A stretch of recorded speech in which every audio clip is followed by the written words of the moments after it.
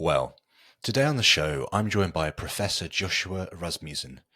Josh joins me once again to talk about existence. There's a conundrum here. Why is there something? How is there something? It seems obvious to me that my hands exist, that this microphone exists, that the video and audio you're either listening to or watching presumably seems to exist to you too. What is sustaining all of this? That's a nugget that I like to explore time and time again, and Josh explores this really well in his book, How Reason Can Lead to God. He doesn't start with the definition and the premise that there is a God. Rather, he leaves this open to you, the explorer, to begin to ask why there is something rather than nothing, because there seems to be, and then build from that position using reason and logic. He raises a point time and time again at the beginning of the conversation, or at least the first half, which I think is worth repeating here as well. It doesn't matter what worldview you're coming to with this question. It doesn't matter whether you're a theist, an atheist, an agnostic, whatever. We all have to begin to grapple with this deep, meaningful question. And we can come to our own different conclusions. But what Josh does is he helps us to step by step see how reason could potentially lead to the God hypothesis. He does it humbly and he does it well, and I really enjoyed being able to explore his book in detail here in this conversation. I'd encourage you, if you find this conversation to be challenging or exciting, it's worth picking up the book. It's worth exploring and engaging with this stuff. I sent out a tweet a little while ago saying I'm going to be speaking to Josh on this subject, and I was overwhelmed by the amount of non-believers who tweeted back saying that they thought this book was fantastic and that Josh was one of their, if not their, favorite theist philosophers. So yeah, it's definitely worth your time to engage with Josh. This book is written for the layperson like myself, as well as kind of academic philosophers too. So there's lots of scope to go and explore here. If it's your first time checking out the show, I'd ask you to hit the subscribe button, and then if you're on YouTube, select the bell notification icon. That will remind you whenever we're going to release a conversation here on the channel. And if you wouldn't mind sharing this with your family, your friends, your followers, we grow because you take the time to share our content. It means the world. It's been fantastic to see the channel grow and go from strength to strength to strength. So please do think about who would find this to be a helpful conversation and then share it with them. Right, enough of that as always. Let's dive into this conversation with Professor Joshua Rasmussen. Cheers.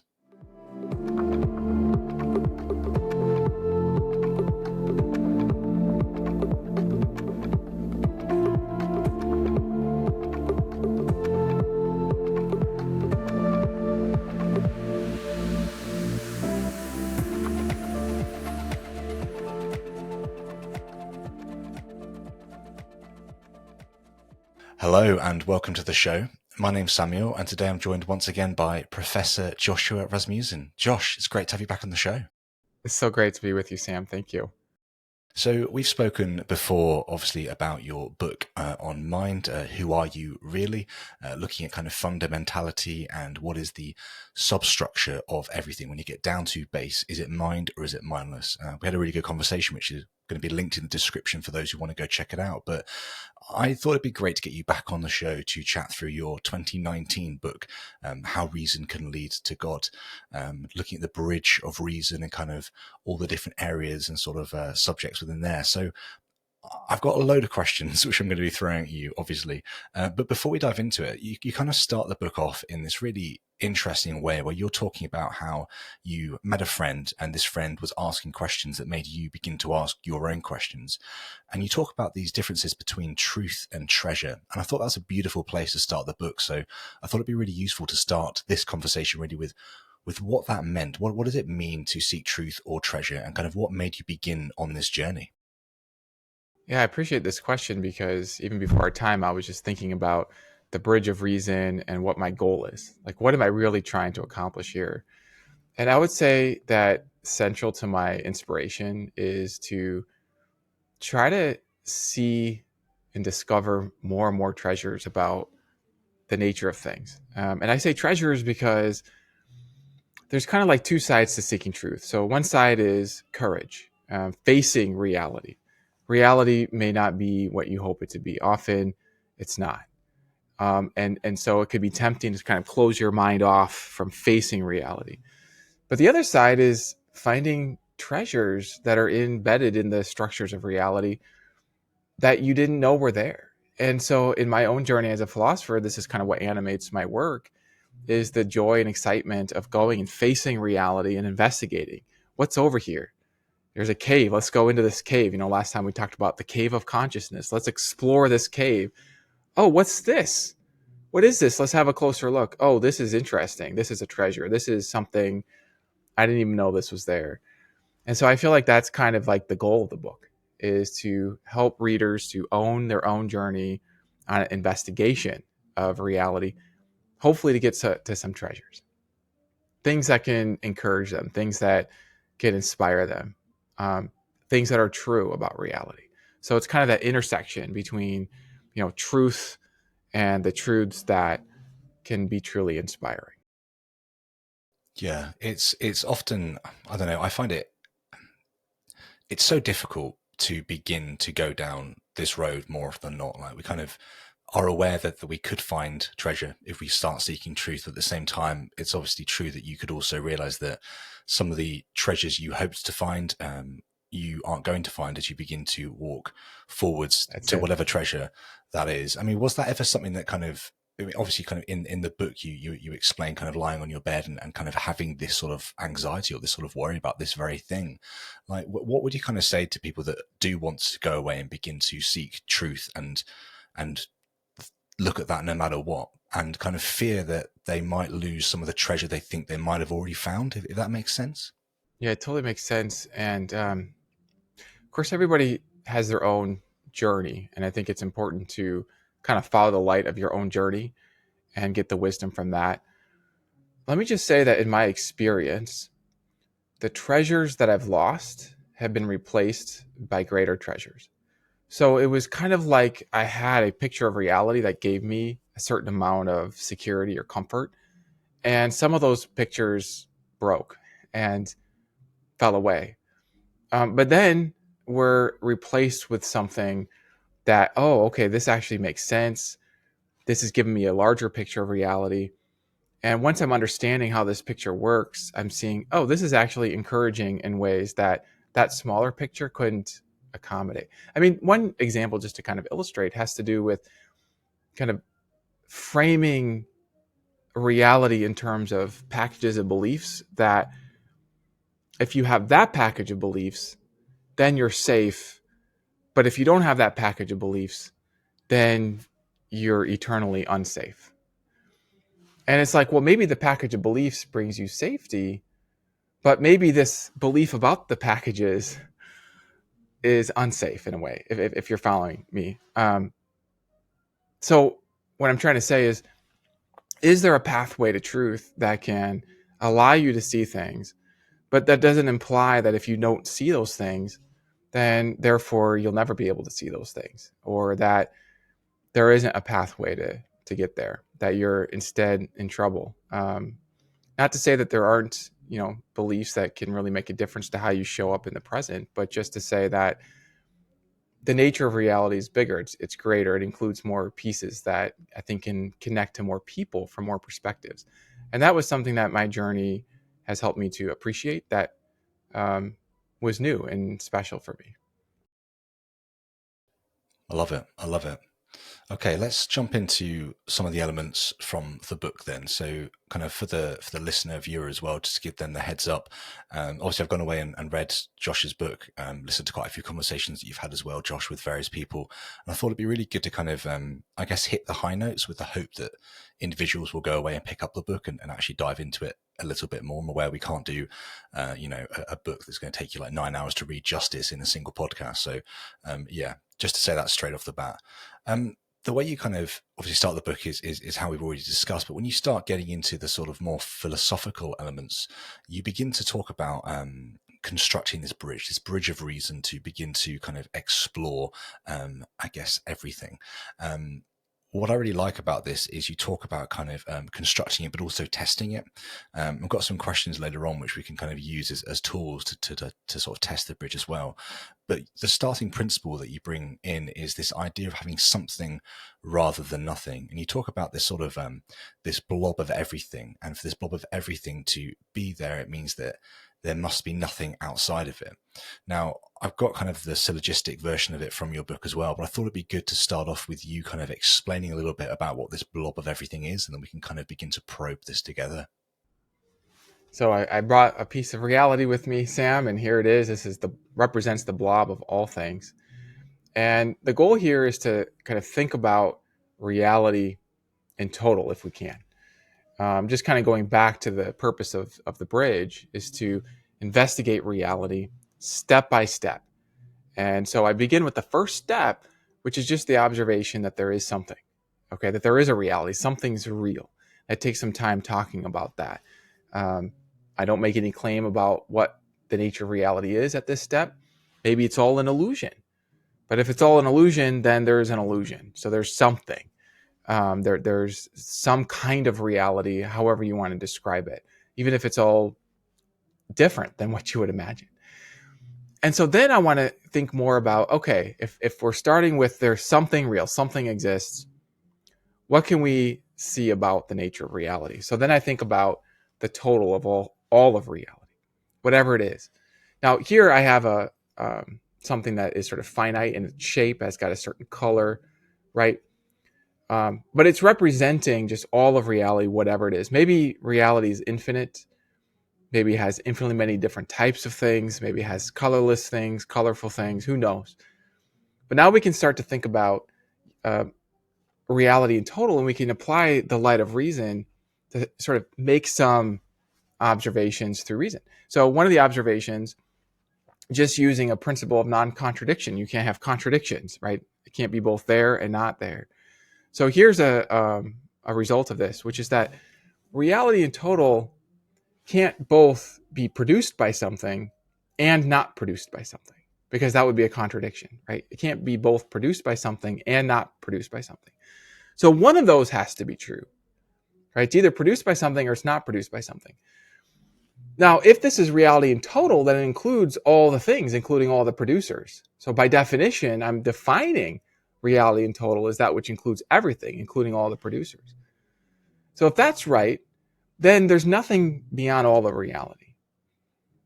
There's nothing beyond, by definition, there's nothing beyond all of reality. So there's nothing beyond all of reality that would itself be a producer of all of reality. And so from here, I deduce kind of like one of my first principles after making the observation that something's real. I make the observation through reason that the total of reality doesn't have anything beyond it, outside of it, that produced it. Because again, there's nothing real beyond all of reality. And so then this opens up the question, well, how can there be any reality that has no outside producer? I mean, like this thing here is just something that I found on this table over here. I don't even know where it came from, but it came from something. I mean, it didn't just appear from literally nothing. Something produced it. And so it looks like, the kinds of things we know about, they have producers, things produce them. And yet the total of reality is, by reason, an exception to this. There's nothing beyond all of reality that produced it. That leads to what I call the puzzle of existence. How can there be a reality? Why is there a reality? How can there be anything at all that exists without anything beyond it producing it? So the goal here is just to stimulate some curiosity for the readers. Like, no matter your view of reality, my hope is that you can appreciate the puzzle, the question about how there could be a reality that has nothing beyond it that produced it. Yeah, it's pretty wild, to be honest with you. I'm going to share the argument or the sort of syllogistic version of this, which I found to be really, really helpful. So I'm just going to read it out because some people do listen. So number one, the blob of everything includes all that exists by definition. Number two, therefore, no existing thing is outside the blob of everything. Principle one. Number three, therefore, no existing cause is outside the blob of everything. And number four, therefore, no existing cause outside the blob of everything caused the blob of everything to exist. Principle two. So this is basically kind of what you've just said, but it's laid out in a kind of really clear and robust way. And then you kind of add in this third principle, which isn't on the screen at the moment, which is nothing outside the blob of everything explains why or how the blob of everything exists. So there is this thing that we're defining as containing everything. But the sort of conundrum then comes, as you've already said, to try and unpick and understand how this thing is there. You kind of talk about it, kind of, let me find the right place here. We observe by reason that the reality as a whole, the blob of everything, includes everything. Therefore, nothing exists beyond the total blob, and nothing beyond the blob of everything could have caused or explained its existence. This is strange. How can anything or of any size, shape, or number be self-sufficient? So I don't know whether you want to touch this sort of syllogistic version of it anymore, Josh, or whether you want to move on to the sort of foundation theory that you then begin to go into in the book. We can move on to the foundation theory, except I want to just offer a clarification, which is that in thinking about the blob of everything, I'm trying to make minimal assumptions here. So I'm not actually assuming that there's a single thing that contains all things. Maybe there's no single thing. Maybe there's just the things. Okay. Again, I'm also not assuming anything about the nature of the things, how many there are, how they're related to each other. It could be that there's infinitely many things. You could imagine, for example, something like this that's caused by something that looks like this. And then that is caused by another version of something that looks like this out to infinity, in which case you'd have an infinite chain of things that comprise the blob of everything. But the result of the syllogism is still the same. There's nothing beyond the total of all things, whether there's one of them or many of them, whether they're purple or colorless, whatever they are. And it doesn't really matter what you want to include in there. You could put gods in there if you want, just stipulate or not. It could be completely material. It could be anything. So again, I really want to emphasize the modesty of what I'm trying to show here. I'm trying to not make any assumptions. So because I think that's really what brings the strangeness of the puzzle to light. How can there be any reality? Sometimes in my classes, I'll make an argument for the existence of nothing using the strangeness of the puzzle. So the argument goes like this: if there's something, then there's got to be some explanation of why there's the reality that there is, the whole reality. There cannot be an explanation of why there's the reality that there is, or at least not a reality in terms of something that's external to the thing to be explained, right? If you want a non-circular explanation. And so therefore there's nothing. There's just nothing. But no, there is something, right? So therefore we're stuck with the puzzle to understand, well, then how can there be something without an outside explanation? And this points us then to the foundation theory. So the foundation theory is the beginning of my solution. And it's not just my solution, it's a classic philosopher's solution to this puzzle of how can there be something. I say how, and sometimes I say why. These are kind of related terms. I want to use both of them because they have little different angles of meaning. Sometimes why connotes for people that there's some kind of purpose behind it, and I don't mean to imply an explanation that involves purpose. It could be some mechanical explanation, any sort of minimal something that could make something else, right? And the total of reality is just not made by anything outside of it. So how can there be that reality? And so my solution here, again, is the classical foundationalist solution that there's some special part of reality or component or something that exists on its own without needing to be produced by anything else. So now we can divide things into two groups: those things that depend for their existence on other things, and then this foundational reality that can exist on its own, independent of anything else.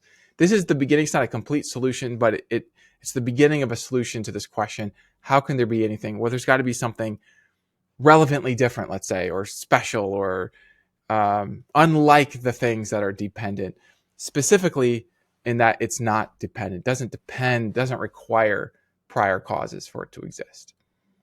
And then this will then lead to the further question, well, what kind of reality could be foundational and independent. But I call it the foundational theory because whatever it is, it's foundational to the rest of reality.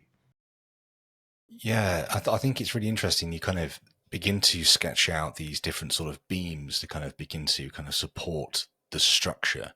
And I think kind of as I was reading this, I was kind of in my head trying to kind of, you kind of suggesting as well, like probing at the steps as we're going and seeing what kind of comes up. And I can imagine kind of at this point there could be individuals who be saying things like, are we just being semantic, or are we being clever with the way that we're using words to exclude anything kind of being the initial trigger point for things to start? So try and rephrase that in a better way and kind of pass it back to you as a question. So we're kind of saying that there is this thing, or, you know, stipulating there could be this thing, whatever it looks like, that has absolutely everything in it. There is nothing outside of it by sheer definition.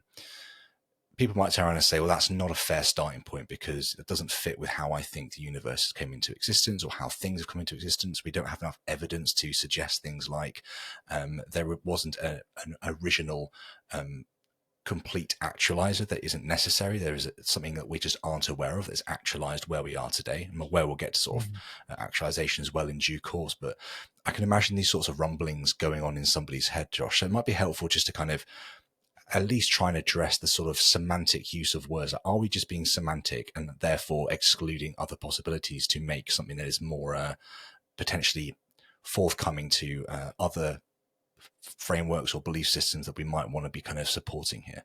Like, how do you respond to that sort of criticism? Yeah, I appreciate the question a lot, because it's kind of framing kind of the journey from the beginning. You know, where are we going? What are we assuming? I have a few clusters, a cluster of thoughts here connected. So first of all, I want to just really emphasize that I've not yet said very much about what could qualify as a foundation, right? So, I mean, you might think, well, you know, the book is called How Reason Can Lead to God. So you might think, well, that's where I'm going on this journey.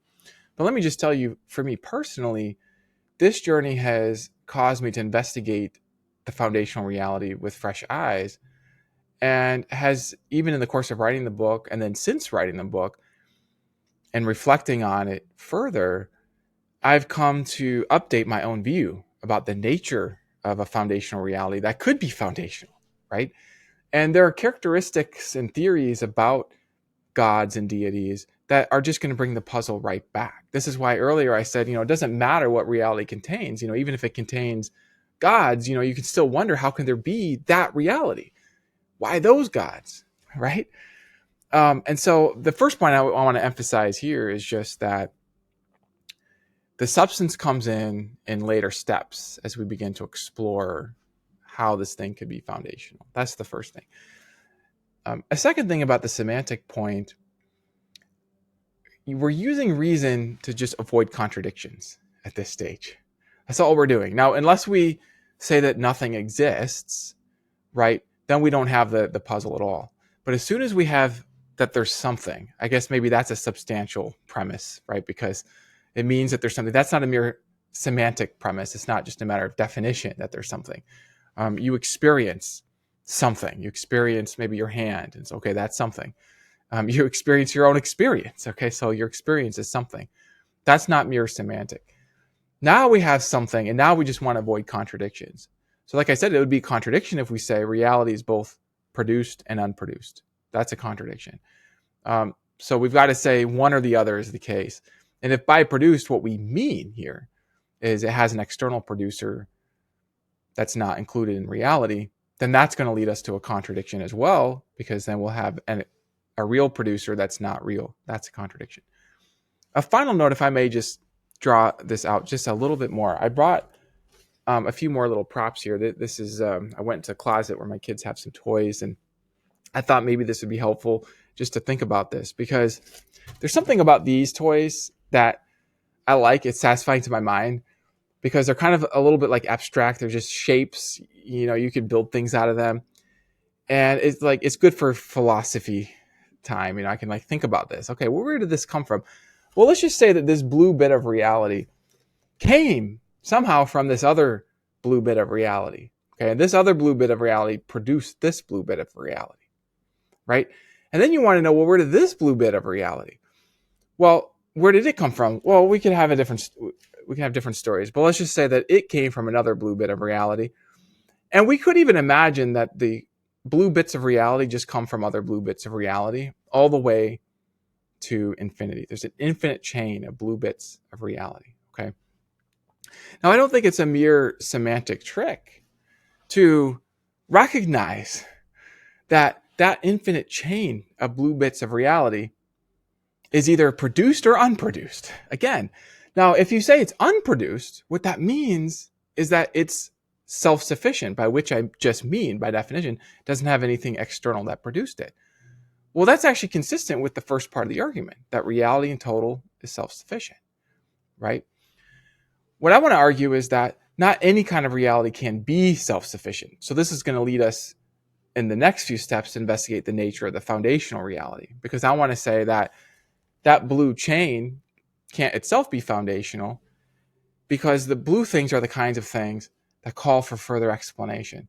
And merely having more of them out to infinity doesn't explain why there are any of those blue things at all, why there are those blue things rather than, let's say, red things or purple things. And so it's really in the next steps that we're going to start filling in what can we say about the foundational reality. But starting off, it really is just, let's avoid contradictions and let's start with something exists.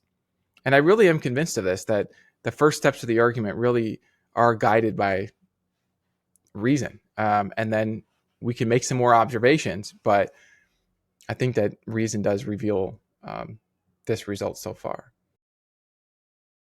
Well said. Yeah, thank you for addressing that sort of concern that I could imagine floating around. So that's appreciated. So let's push into then to these sort of three beams, where you add another one in later, but these are the ones for now. So I'll just kind of sketch them out and then I'll kind of let you take over. So this is all related to the foundation theory that we've already discussed a little bit. First being independence, the second being necessity, and the third being ultimacy.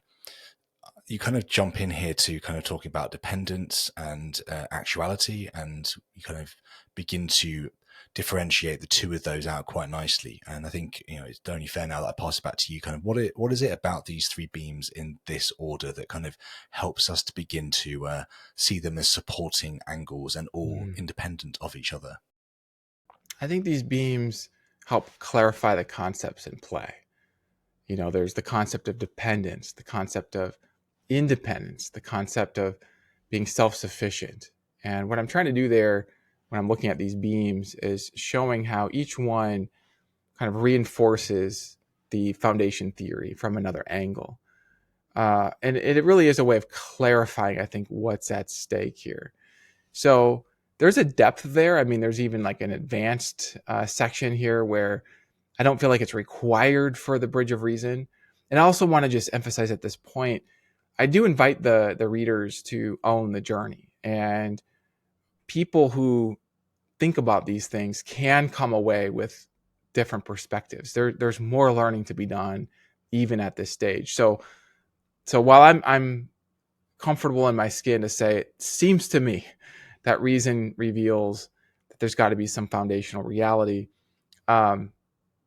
people can there's more exploration to be done. People can have a different view on this. I do want to emphasize that at this point. But as far as those three beams, again, they're different ways. Like, so for example, independence. Well, this is the idea that if there's some independent reality, what does that mean? That means it's a reality that doesn't have to depend on some prior state of reality. Then this could be a different kind of thing. This could be a foundational thing that could explain why there's a total reality that doesn't depend on anything prior to the total reality. It's because the total reality includes this foundational reality that's independent in its nature. So if a total reality has an independent layer, then we can, I guess, have the beginning of the solution to the puzzle. The puzzle is about how there could be a reality. Part of the answer is going to be there can be a reality if reality includes something that is independent in its nature. I would call it self-sufficient. I would also say the total reality is self-sufficient because it includes something that's independent by nature. By nature, what I mean is by what it is. It's not a purple thing that by being purple calls for further cause. It's something else. It has a nature that, if you understand its nature, you could sort of see why it would be independent. You could see why it would be different from dependent things. Yeah, absolutely. I think it's interesting. I don't know. I kind of viewed it in my mind as like I don't know why, but there you go. I kind of viewed it as like an egg, and then you kind of have these different sort of like layers that go up and up and up, and kind of you can kind of view yourself at some point in this journey. But it's interesting to kind of think that, all of time is caught up in this. There's no time that's outside of this. Like it's got everything in there. So we kind of begin to try and ask things like kind of, does it matter if X happened at this point? No, that's still included in it. Everything is bundled within this sort of blob, which is fascinating. And as you mentioned, having this sort of foundational layer that is almost required for us to then have anything that builds up from that, helps to begin to explain it. I was chatting with a friend of mine who's he's just a really good kind of I guess dialogue partner, and he was kind of saying to me kind of, I think, just stating that there is something that is foundational, that is going to be self-sufficient, for example, is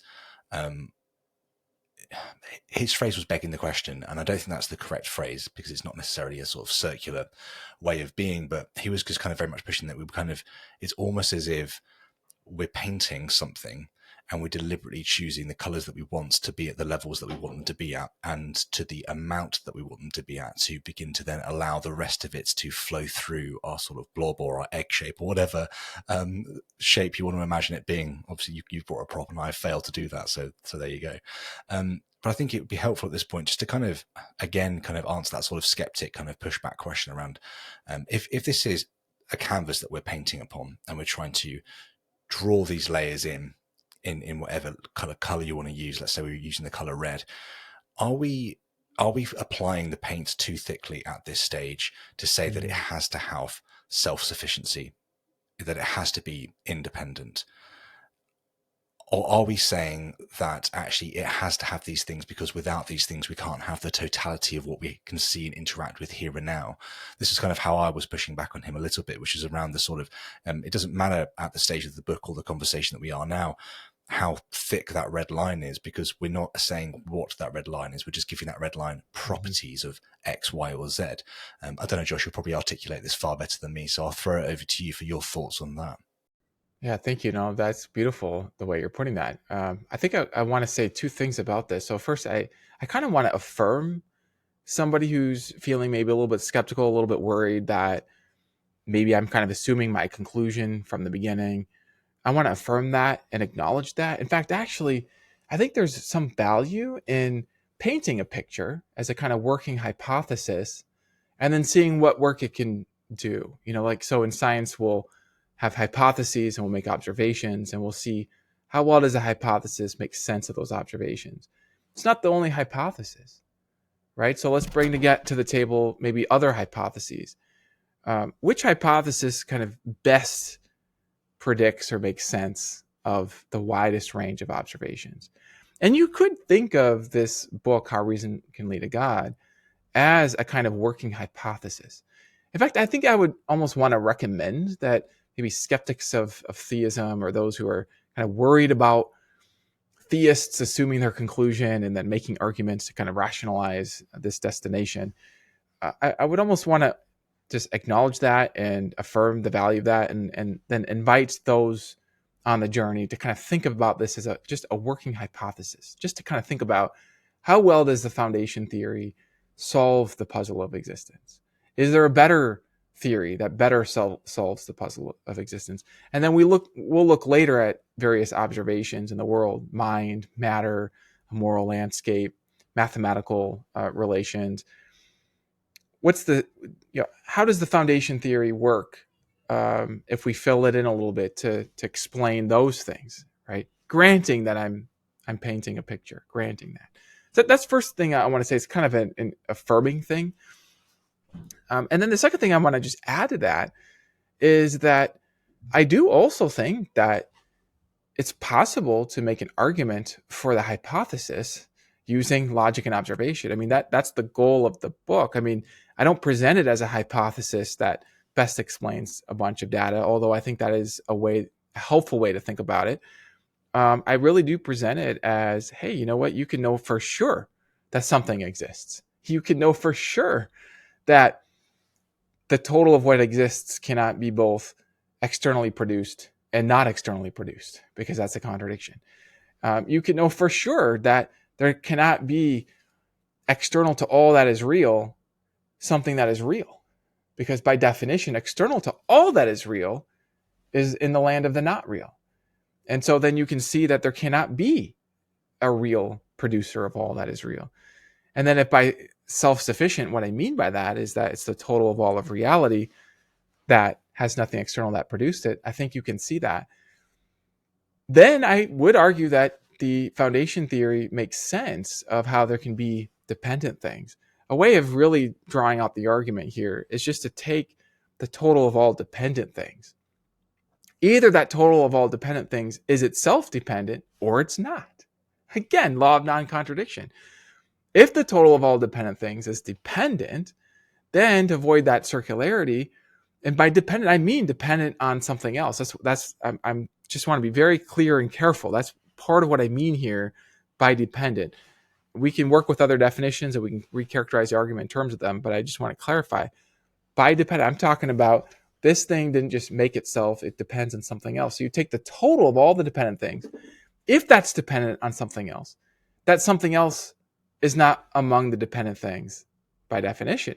The total of all dependent things could only depend on something non-dependent, which then is what I mean by the foundational theory. It's the non-dependent foundation of the dependent things.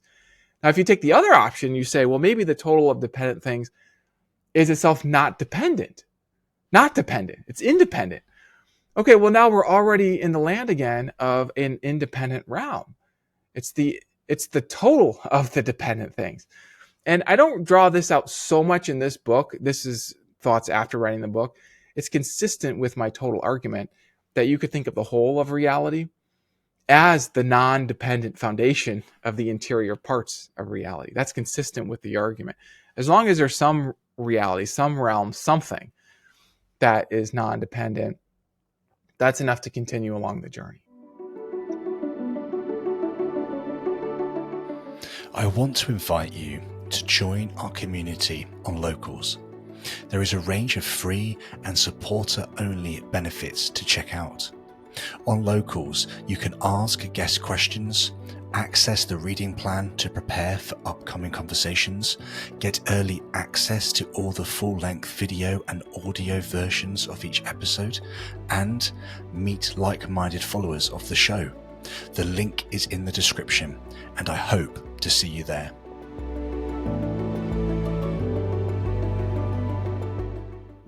Yeah, and you can't kind of talk, or you can't look to things like quantum mechanics or kind of these particles coming into existence and out of existence, because even then, even though they might be kind of brought in and brought out randomly, they're still relying on your kind of various waves and strings, etc., to kind of bring them into and out of existence. If there was actually nothing there, they would not be able to actualize. They are still dependent, interestingly, in a kind of quirky way, which I find really cool. So we kind of move on then to sort of necessity. So you kind of talk about how the foundation has to have an independent nature. And then you kind of mention this really interesting idea that the foundation can have an independent nature by also having a necessary nature, because from this necessity, we see independence coming forwards. And I wonder, could you kind of speak about how obviously these two things go heavily together, but also they're their own sort of beams, as you call them within the book. So kind of we've sketched independence out really, really nicely. I think it's time when we begin to hit necessity just a little bit more. That's good. Yeah, because now we're starting to maybe color in the nature of an independent reality. And one property of an independent reality, I would argue, is that it has non-contingent existence, or as you put it, necessary existence. This grows out of my earlier work. As you know, I have a book with Alexander Proust called Necessary Existence, and it's all just on this topic about the foundational reality, having this kind of robust existence, necessary existence, that's just the kind of existence that cannot not be. So it's actually unlike this prop here, because this thing can be destroyed its arrangement. The nature of what this is an arrangement of things. So once the arrangement is removed, then that arrangement doesn't exist. And so I'm sort of careful in my definition. By a necessary thing, I mean something that that for any time it is, that necessary thing exists, and it cannot not exist. So as long as you could remove something from reality, then that won't count as a necessary thing.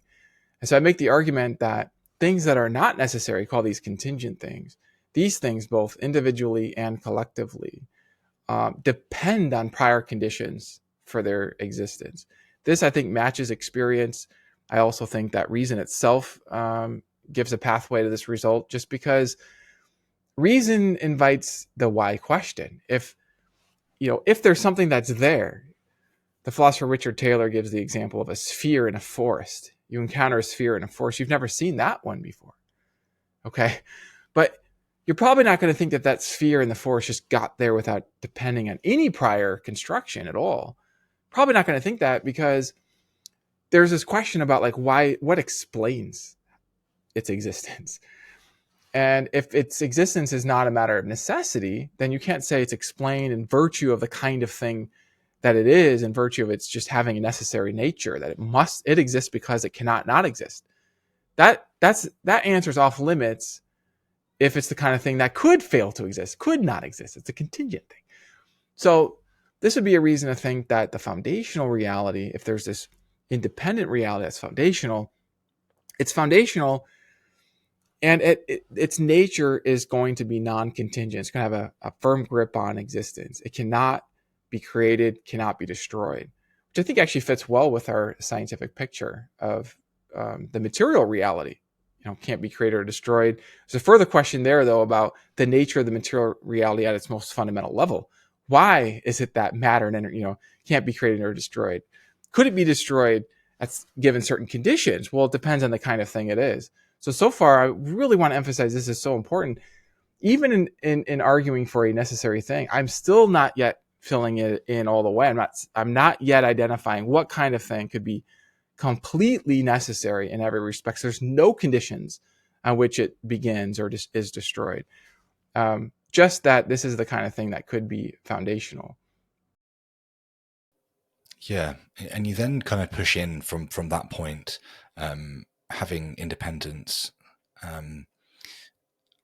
basically becoming more and more. I think, yeah. So as we have independence, we have necessity, and then we begin to talk about actuality. And you have this principle of actuality, which is whatever is actual but potentially not actual depends on an actualizer.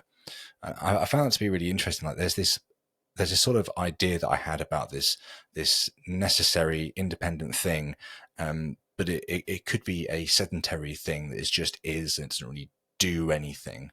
But actually, we begin to now see the first steps or the first inklings of a mover of some kind, or an actor that's beginning to interact with everything from its bedrock of the core foundation. Again, I kind of viewed this, I don't know if it's helpful for the listener, but I kind of viewed this as the earth. So you've got this sort of egg-shaped thing. I know it's not an actual egg, but kind of like a bally egg sphere thing. And in the middle of it, you have this sort of really hard core, which is magnetic, and it's obviously, you can destroy the earth and you can destroy that, but it's really, really tough to destroy compared to other areas of it.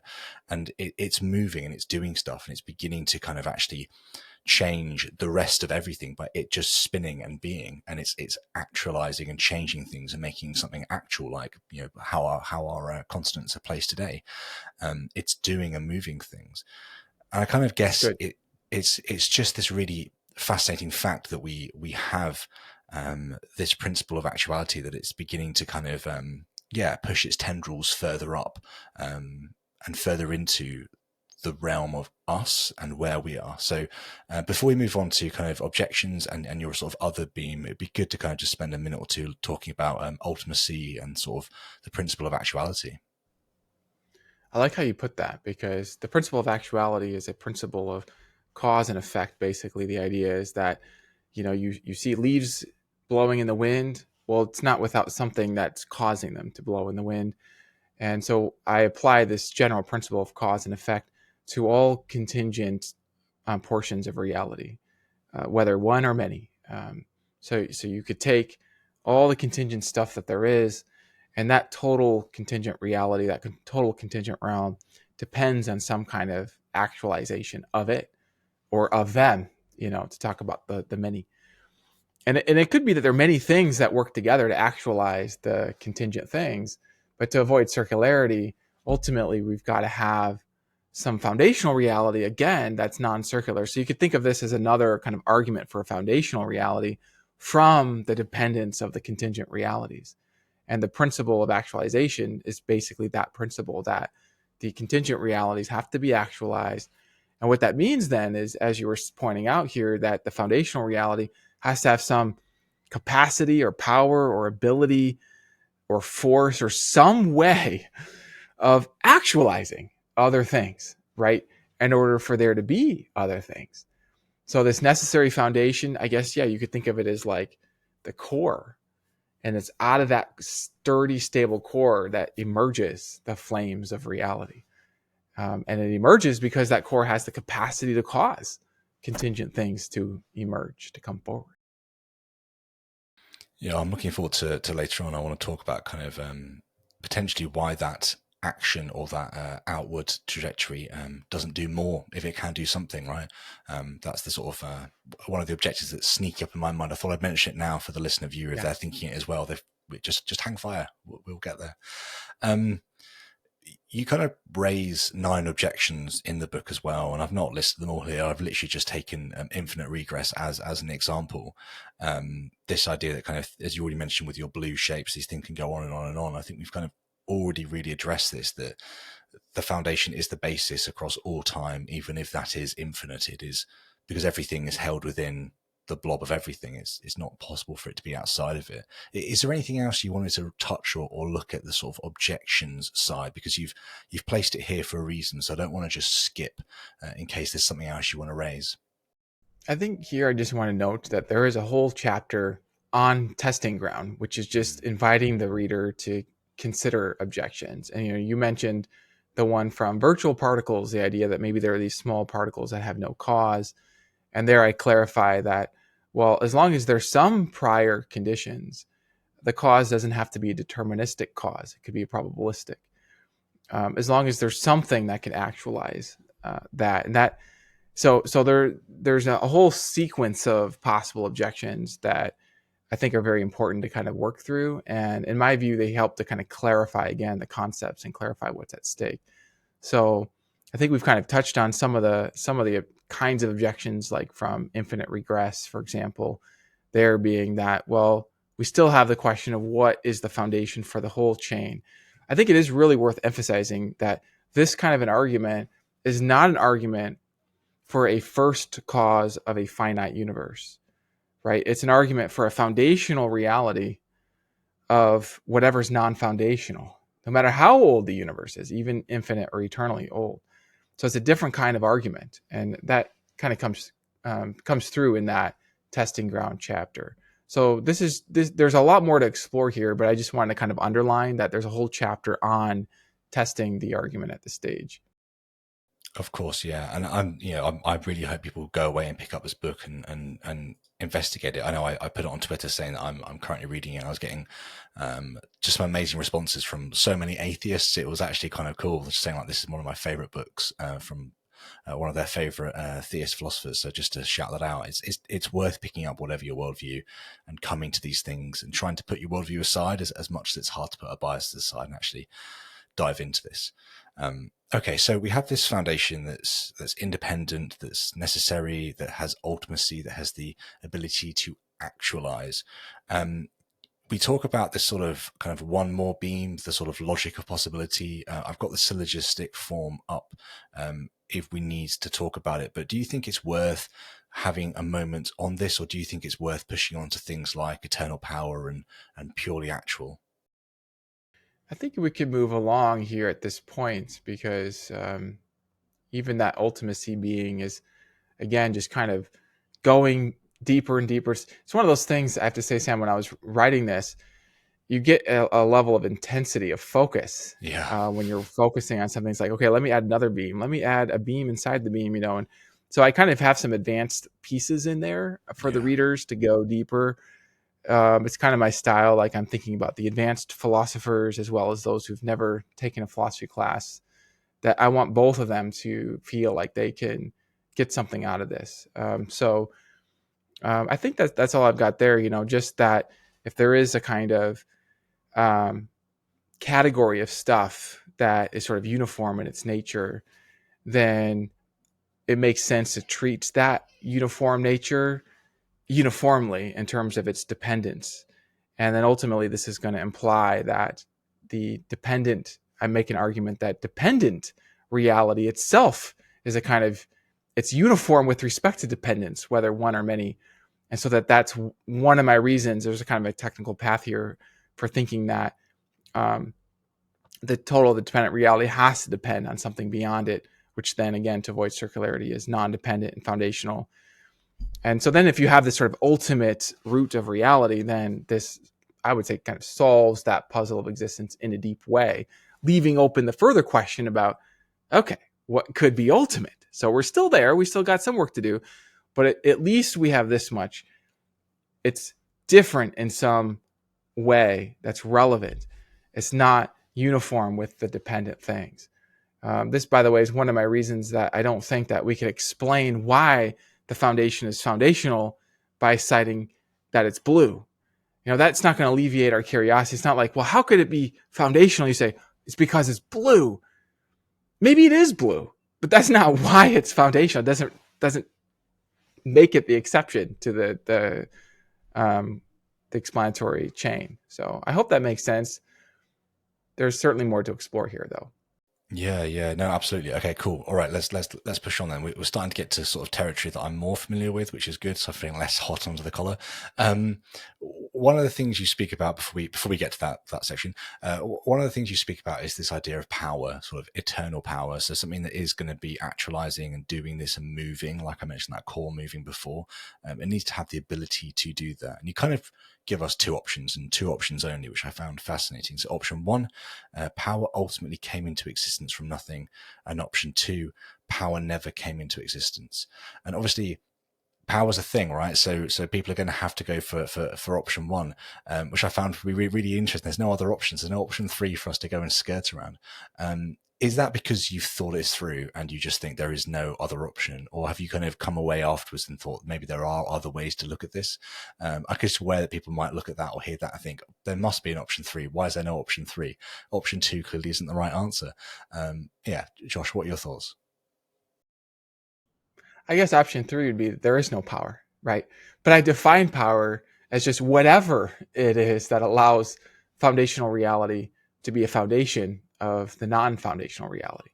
Yeah. So if there is a foundational reality and it's a foundation of non-foundational reality, then on this just broad notion of power, just whatever it is that allows it to do that, some kind of ability to produce an effect, then it does seem to me that the options here, if there is real power, either is the power just had a beginning or not, right? It's just basic rule of logic, either A or not A. So, and if it had no beginning, well, then it had no beginning. So I make the argument here that if it had a beginning, then it's in the class of contingent things. And then going to the earlier step by the principle of actuality, contingent things have a cause. But the foundational power can't have a cause because by definition, the only cause of power would be something with the ability to cause something, which would be power. So you'd have power producing power. Let me be clear. I'm talking about the cause of the foundational power. So we want to avoid the contradiction that the foundational power is foundational and not foundational. This is the power of the foundation to produce the non-foundational things. And so if this foundational power is not itself produced by a prior power, then it has to be unproduced. And that puts it into the category of non-contingent things, which are necessary things, which are things that don't come to be or go out of being. So not only doesn't it come to be, but it can't go out of being either. So that's a kind of a sketch of that argument there. Yeah, it's fascinating. It really is. And you kind of push forwards then to look at things like foundation of mind, foundation of matter, foundation of morals. We are going to get to those. But before we do that, you kind of talk about this this idea that it's purely actual, and you kind of give 3 tools for kind of exploring this. You look at simplicity, explanatory depth, and uniformity. And I think what I found really, moving about this piece was that something so complicated as the foundation of everything, or it feels complicated just because, if we are just individual pieces somewhere in this sort of sphere, life feels complicated to us. So I can only begin to imagine what complex matter is happening down there to be able to produce things. But actually, you kind of talk about this sort of purely actual, this simplicity, and there's something really beautiful about that. So yeah, it'd be cool to kind of have your thoughts on kind of this section specifically, because it does have explanatory depth, and it does have uniformity. It does have these things that you're using as tools to explain and to interact with it. So yeah. Thanks for this question. This is kind of one of my favorite parts of the book. It's also one of the most abstract parts of the book, but it's a kind of important piece for understanding everything else. So this is the piece about the sort of purely actual nature of this necessary foundation. And the inspiration for this chapter is based on just the starting question. How can there be something that doesn't depend on something else? If we start with the question applied to reality as a whole, how can there be a reality that doesn't depend on something beyond that reality? And we say, well, our answer is that there's something, a layer within reality. Well, I've been thinking about a bottom layer, but you've been thinking about a core at the center. Either way, there's some piece of reality that exists on its own, and it can't come from anything prior. By its nature, it is self-sufficient and independent. But this doesn't answer all of our questions, right? Because now we're still wondering, well, what kind, when I say we're wondering, I'm saying we could still wonder. I'm wondering, what kind of thing could be uncaused and independent? What could it be? And so now I'm thinking, well, let's say that it has a certain shape or a certain color or a certain limit in size or something. It seems like all of those different properties, shape, color, limit in size, none of those would call out and say, hey, because I'm this shape or this color or this size, therefore I get to be independent and foundational. That doesn't seem to really explain that. And so I suggest here then that, and some of these thoughts now are even after writing this book. I've got an article coming out where I very much make explicit this strategy. I call it the clearing away strategy, where you clear away from your theory of the foundational reality things that don't solve the puzzle, things that don't say, hey, it's because I have this property that I get to be foundational. And in fact, those properties call for further explanation. Why is it this shape? What if it's blue? Why is it blue and not red? It seems like there's got to be a further explanation of that. Our experience seems to suggest that there's a further explanation. And it seems just by reason that it would be irrelevant to just say, hey, it's blue and that's why it's unexplained. So I clear away all those limits and boundaries and complexities.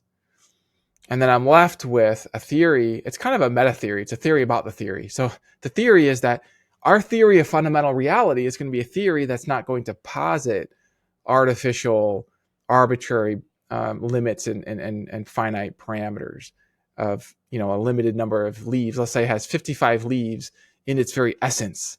It's like, no, because why would it have 55 leaves in its very essence? Or if it's blue, no, why would it be blue in its very essence? Those things are going to be carved away from our theory, unless you can somehow give some deeper explanation, of why it has those particular parameters. But bracketing that, and this is where I have kind of a modest version of the argument, other things being equal, explain it as far as you can. If you can give a further explanation, then give it a further explanation. But if not, well, then you're at the bedrock. So explain it as far as you can. And this results in this purely actual theory of fundamental reality, which then I guess it really is a theory of the theory. It's a theory that, okay, when you give your theory, it better not have these artificial, unexplained parameters. Does that make sense? I think so. I felt like I covered a lot there. So that's that. Yeah. Like I said, that's kind of the most abstract step for me. Yeah. Yeah. I mean, so it makes sense to a level. I think the book obviously goes far deeper into it, and then you already mentioned you've been writing and thinking outside of the book as well, looking at this kind of clearing away paper that you're writing. So I think there's sort of other place that we can definitely point people to sort of dive into this more. I'm hoping this gives them a sort of taster to kind of wants to go and engage with this. Yeah. I kind of feel like there'll be two camps, people that are really excited about this and people that are a little bit frustrated. And I kind of hope that both camps will go away and actually engage, which would be great.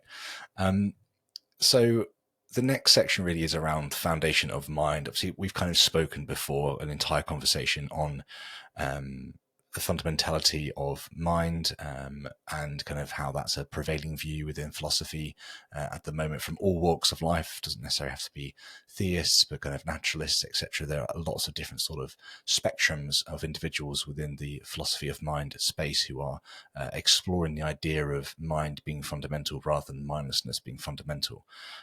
You kind of mentioned three things within this chapter, sort of qualia, our sense experience. What is it like to see blue? The color that we've mentioned quite a lot today. There is a feeling that comes with seeing blue. There's something that doesn't just get explained by the thing itself, but something that is within us, that is intrinsic to how we're experiencing a property. Much like the number three, we experience that, something within us that kind of shifts and changes.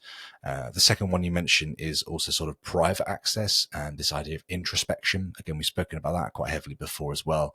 And the sort of third one you mentioned is the ability to choose, or the wording you use is the power to choose, to be given an option and to be able to pick one over the other one, sort of fundamental requirement for free will, really. I'm aware that we have an entire conversation on this section, but this was the sort of book beforehand that you wrote. But it'd be interesting just to kind of get your take on this, because this is obviously one of the sort of core pillars that kind of begins to flesh out this fundamental reality more fully, that mind is a foundational core element to it. So go on, Josh, I'll pass it back to you for some more depth on this. Yeah, I'll try to be efficient on this point. I've got maybe three things I want to say. So one is a kind of just a structural thing about where we're at on the bridge of reason. So we've come onto the bridge, and the first step was just about the existence of something, and then the next step was about a puzzle about how there could be anything, and the third step was a kind of foundation theory that begins to explain how there could be something in terms of a foundational thing that doesn't depend on anything else. And then we began to unpack, okay, can we say something about this foundational theory?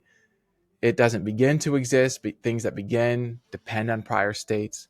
So it has an eternal nature, a necessary nature. And that we have the theory, the meta theory, the theory of the theory, that it's not going to have arbitrary boundaries or limits or parameters that would call for further explanation, because it's the foundational explanation, right? So now I want to see, okay, what else can we say? How else can we color in the nature of this foundational thing? What else can we say it is, right? And so the strategy for the next kind of part of the book is to look at other observations. So now we're moving away from the pure reason and the semantic lines, right, of just clarifying the concepts. We're making some more observations, and then we'll use the light of reason again to sort of figure out, okay, what do these observations imply? So one of the observations is that there's a kind of conscious experience. There's an experience of a taste of chocolate, or the experience of blue. Like even while you're dreaming, you might have the experience of a blue sky, right? While you're dreaming. So what is that? What is that experience? Well, it's something. It's part of our reality. How is that reality? How is that conscious reality connected to the foundational reality? Well, it's connected somehow, right? So there's this question now that I'm looking at about how they're connected. So that was kind of the first thing I wanted to just kind of mention about kind of where we're at on our journey. And I'm trying now to remember, because I had a second thing that felt important. Oh, I remember it now. It has to do with even just why I put this chapter here, or why I even included this chapter on the mind at all. So, Sam, not a lot of people know this. They wouldn't have a reason to know this. In my first draft of the book, I didn't have this thing about the mind at all, because I was thinking that, I've got the purely actual step. I've got all that I need to do this next thing, which I ended up doing later in the book, to talk about intrinsic states of value, things that you could like for its own sake, like the feeling of peace is a valuable thing, or the feeling of knowing the truth is a valuable thing. So intrinsic states of value.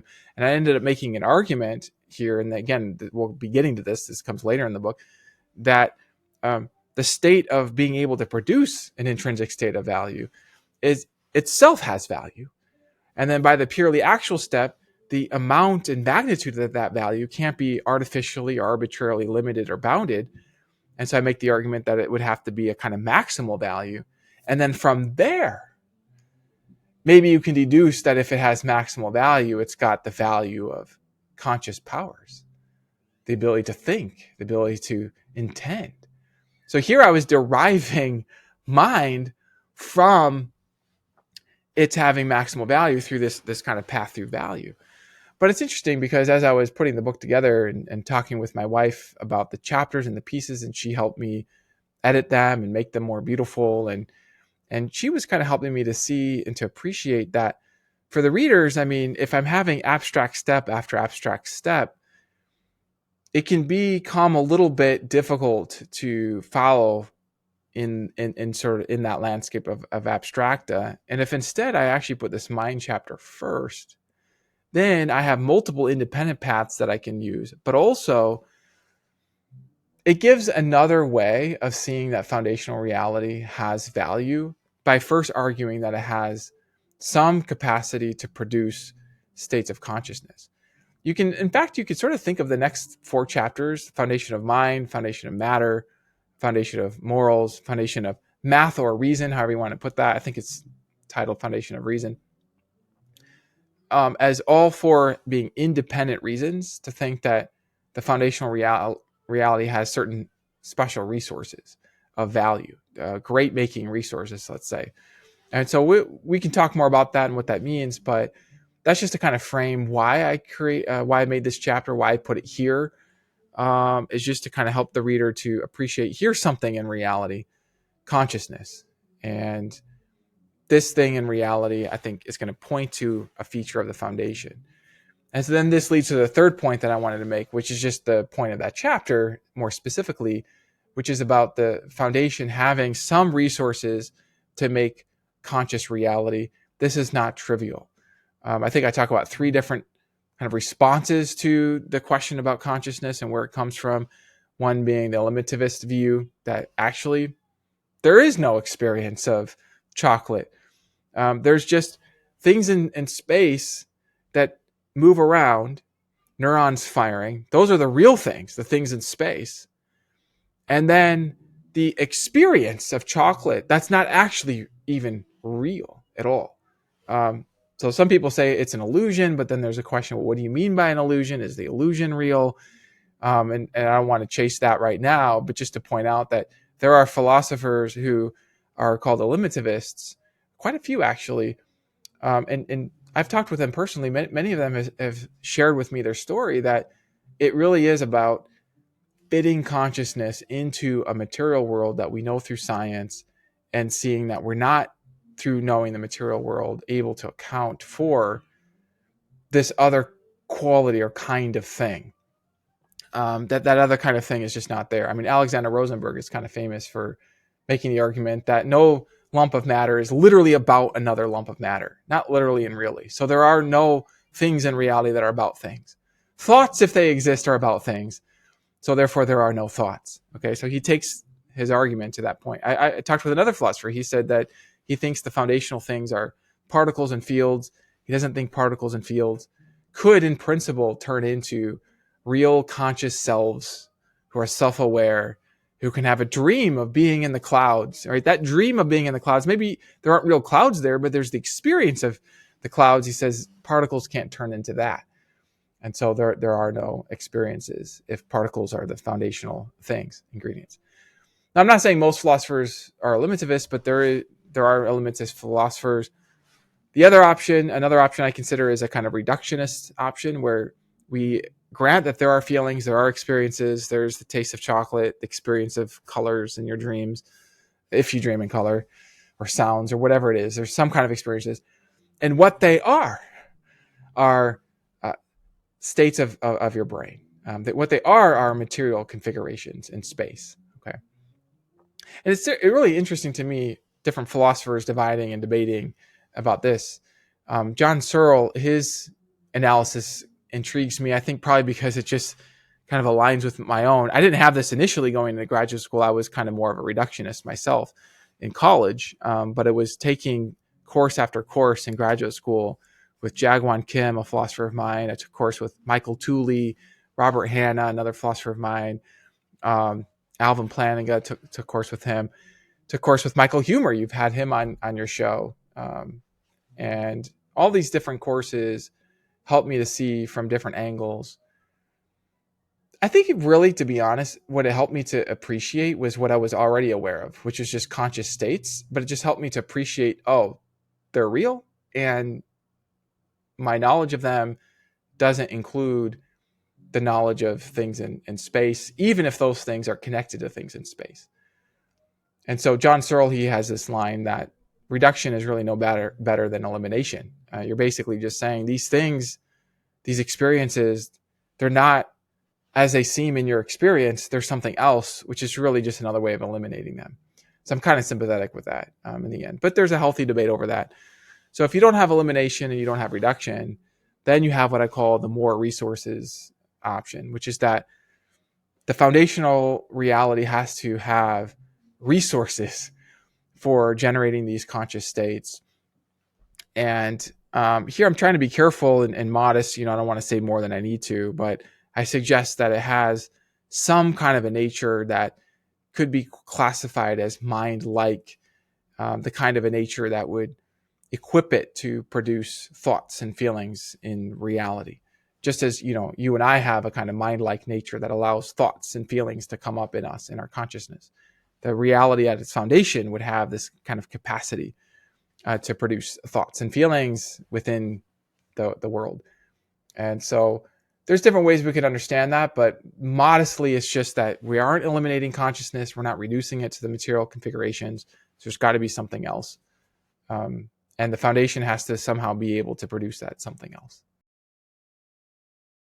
So interesting. This is going to be a bit of an odd question potentially, and if it doesn't make any sense, we can move on. But I thought it'd be quite interesting to ask. So there are these sort of four. I mean, you call them the four M's, right? Mind, matter, morals, and math. I think you talk about like reason being in there as well. So all of these we're placing at the fundamental level, the foundation, right? They're all the foundation.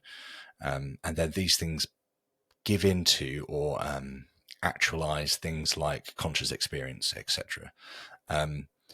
Part of me wonders whether a possible objection to this space is that these things have to be actual to start with. So it's not just the ability for mind to come forth or for matter to come forth, but actually it has to have the properties within it already for it to then push that out into existence. So you kind of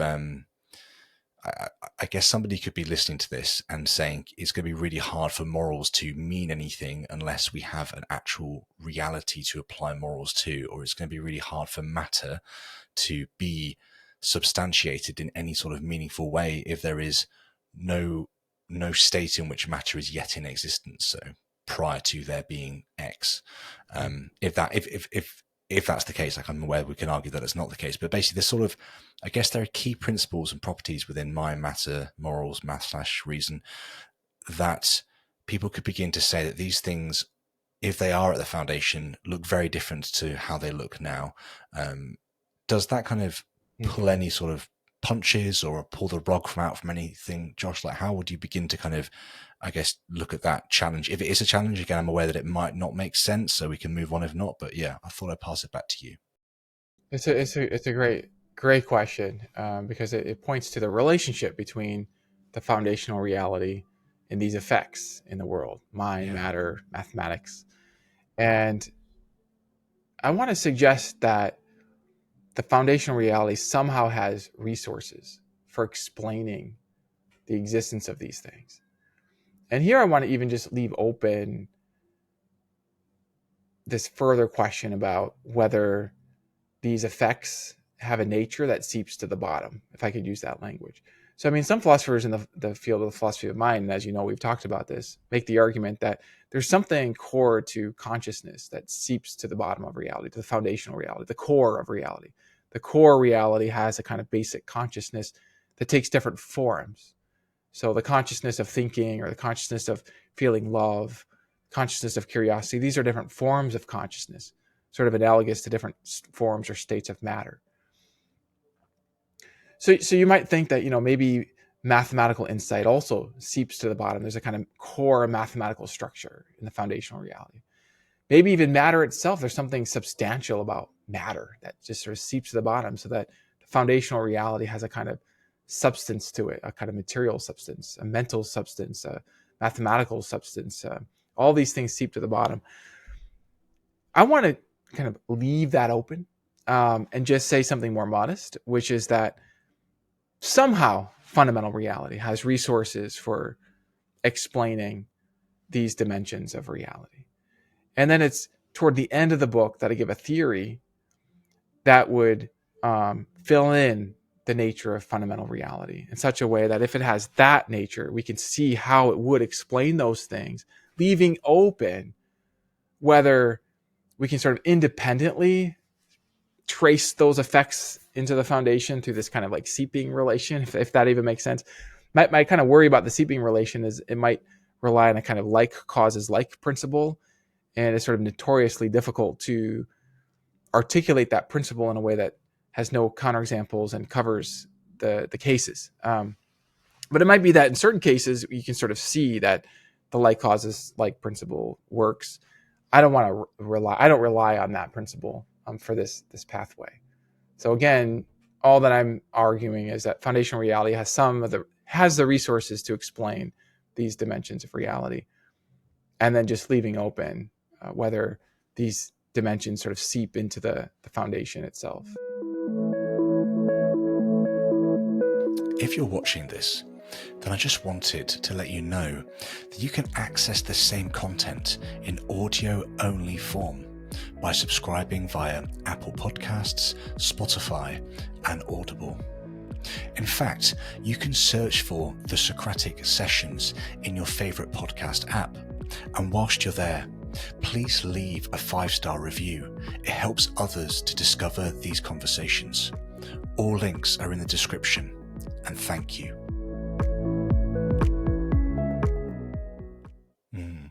I kind of viewed your section on the foundation of morals to kind of answer this a little bit as well. So I don't want to put any words in your mouth, so if I'm wrong here, please just tell me and then correct me. But there seems to be this sort of, you kind of talk about Sam Harris's book, The Moral Landscape, and you kind of talk about how you're kind of open to that sort of idea where there are sort of, I kind of just sketch Sam Harris's view briefly. There are many peaks and there are many valleys in the moral landscape, and it's possible to be up a peak and to not realize that actually if you go over X distance, there's an even higher peak, and actually this sort of morality is almost like a journey where you're trying to make sure you're on the right peak, getting to the top, and not kind of going through these different valleys, etc. And I think kind of if you look at the way that humanity or other animals as well, I think you can kind of trace morality through other species, but being a human, talking about myself, probably the best option here. So if I look at sort of morality and the way that I've come to experience morality, something that I thought was inappropriate or okay, let's say, when I was 14, when I was then 14 years later, 28, probably didn't think was okay. And then kind of fast forward it again to, I'm 35 now, so let's use that. I now think it's absolutely abhorrent. Say that could be an example, could be eating meat, right? So born and raised eating meat, at meat, begin to kind of be presented with philosophical challenges and puzzles and nuances and arguments for veganism and other things. And then kind of I've become aware that actually my understanding of the moral landscape has shifted. Now, there's sort of two ways to view this, right? The first option is to kind of turn around and say, or at least I think there's two ways, there might be more. The sort of first option is to turn around and say, I've just changed, that morality hasn't necessarily changed, but I've changed. Or the other option is to say that I have discovered that there are moral truths or moral arguments that put me up different peaks and out of certain valleys, because I've discovered that there's this new area that I hadn't yet come across, which means that in 500 years' time or in 20,000 years' time, as things are evolving further, there'll be other areas of the moral landscape that are being explored because of how things have progressed. It's not that we have just changed, it's that we are actually discovering land that is possible to be navigated upon. And I kind of feel like that feeds in a little bit to this idea of this foundation, having the ability to bring forth this map of morality, and for us to then be charged with the purpose, or charged with the ability, let's say, over generations and generations and generations, to discover new land upon the map. And I kind of feel like that feeds in a little bit to kind of what I was saying before around sort of, I guess matter would have to be fundamental, but there it kind of then would struggle to initiate itself. It kind of fits into that framework. Josh, I don't know, what are your thoughts around that, I guess, against the sort of foundation of morals? Yeah, I think yeah, I appreciate this because I think in the case of morals, I do think that goodness seeps to the bottom. So I think in this case, I feel like I maybe have a more clarity that um, the very power to produce good states is a good thing, is itself a good state. Um, that just strikes me as axiomatic. So it does seem to me that in order for there to be any kind of moral landscape, there's got to be a goodness that's core to the very foundational reality. And I've even been thinking about this more recently in terms of consciousness. Like I would think, well, what would be the basic original state of consciousness if fundamental reality is a conscious reality? Would it be a state of fear? I mean, just think about that. Like the foundational reality, it's not blue, it's just afraid, right? It's like that strikes me as sort of equally arbitrary as being blue. It's like, why is it afraid? Well, fear seems to me is going to be in response to maybe losing something of value. There's already some prior state of goodness that has to be there, that fundamental reality has to be aware of, in order for there to be these other negative states. And so it seems to me that good states and negative states, positive states and negative states, I think depend on a prior state of value, and states of value are either going to be ultimately fundamental or dependent on some ultimately fundamental state of value. So that's where I would say that on a wide range of theories, we could take Sam Harris's consequentialist theory. That's completely consistent with what I'm arguing for. Sometimes people, they try to go in for a very specific theory in ethics, meta ethics, like maybe some kind of deontological theory, try to argue for that, and then from there try to say, well, and then the best explanation of this is this, and it's like, well, let's just leave open. I even leave open that maybe all morality. I mean, I have a view about this, but I leave it open for the readers because I don't need to close this part off. That it's purely just subjective states. It's just you have certain states of liking something, certain states of not liking something, but then these very specific states of liking and not liking themselves. This brings us back to the argument from consciousness, or the argument that there's got to be a foundational resource for these states of consciousness. But again, the idea is that even if we have a kind of, let's say, moral Platonism, where you have these abstract moral lines that exist out there in Plato's heaven, that's also completely consistent with the idea that foundational reality then instantiates some goodness, which allows it to have a power to produce a realm in which beings can come to know and be acquainted with these moral lines. I think there's a goodness in the power to produce a world that results in a moral landscape. So absolutely, I think that's a nice point. Actually, it does answer your question in a more specific way about the goodness sort of seeping to the foundations. I think that's right in the case of morality, for sure. I feel like I've hit a treasure trove here. Value. Let me just say value. Yeah, I just want to say, because I think sometimes people hear the word goodness and it's a loaded word. I mean something very general, just a state of value, where a state of value is kind of recognized when you recognize, let's say, the enjoyment of knowing something, or the enjoyment of being loved. What is that? Well, it's different from cruelty, destroying people just for fun. It's different from that. Well, how is it different? Well, you know kind of by experience. There's something about love, joy, peace, like those qualities have a positivity to them that you can recognize. And so I think that's real. However you analyze that, we could put the analysis to the side. However you analyze it, there's something positive there in those experiences. So that's part of reality. And I think the only way that there could be that part of reality is if the foundation has itself some kind of positive quality to it. If only the positive quality of having a power to produce positive qualities. I mean, at least that, it seems to me. Yeah. I feel like there's so much more we could say on this. I'm just aware that we're running out of time, so I'm going to push us forwards. Maybe this is one to come back to. I think morality, value, Sounds good. just fascinating. Yeah, let's do it. Okay, so foundation of matter. You begin to speak about essentially a sort of design argument. The classic design argument being somebody sees a watch on the floor and they pick it up and they intuit from picking up this watch that it must have been created, couldn't have just come into existence. So the argument then became that we look like we're designed creatures, so therefore we must have a designer. Darwin kind of brought an axe against this, but then if you look at things like how finely tuned variables within the solar system, the universe, have to be to produce anywhere where life can be, it's kind of mind blowing, essentially. So I think one of the things that you talk about here is how those finely tuned elements need to be, not that the elements themselves, but the ability to finely tune the elements need to be at the foundational layer, I believe. Do you want to say a few words on that before we push forward to the foundation of math?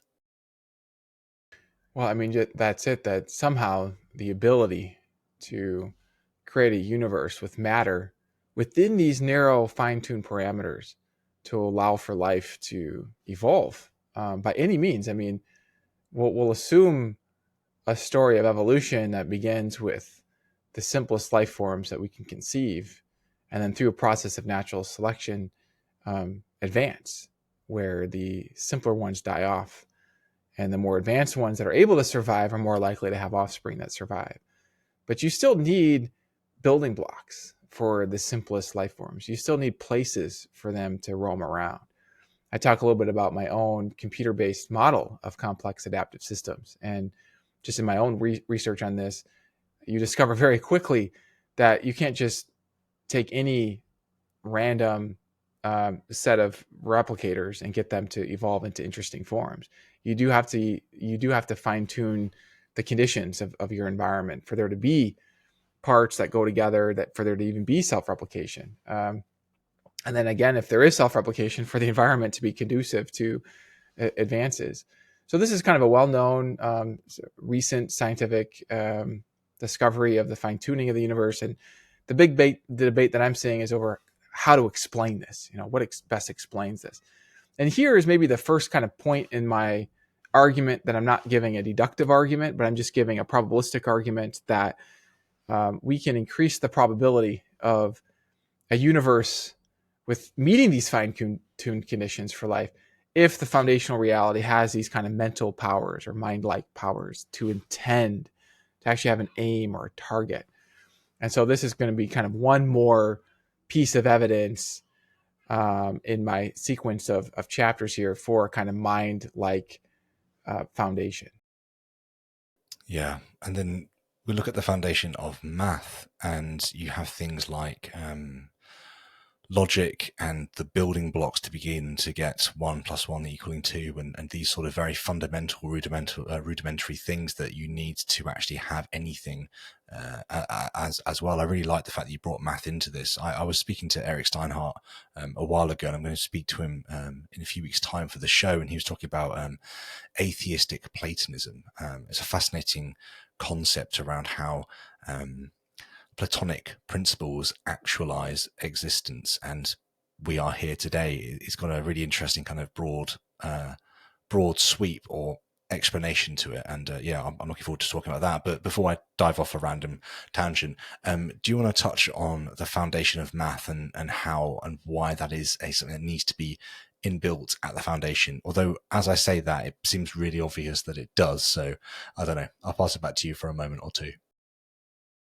Yeah, I appreciate that, and I love hearing that you're in conversation with Eric. I mean, he's a great philosopher, and I'm I'm friends with him, and he sent me his work on atheistic Platonism. And I mean, I love his theory. The thing that is so interesting to me about his theory is that it seems to include the elements of what I would call this kind of supreme foundation. And so, I mean, it's interesting because we could call it atheistic, but I mean, we could also maybe call it theistic because he's talking about these foundational things that have a kind of necessary existence as well as a power, as well as even a kind of power to design, if we use the word design in a broad way.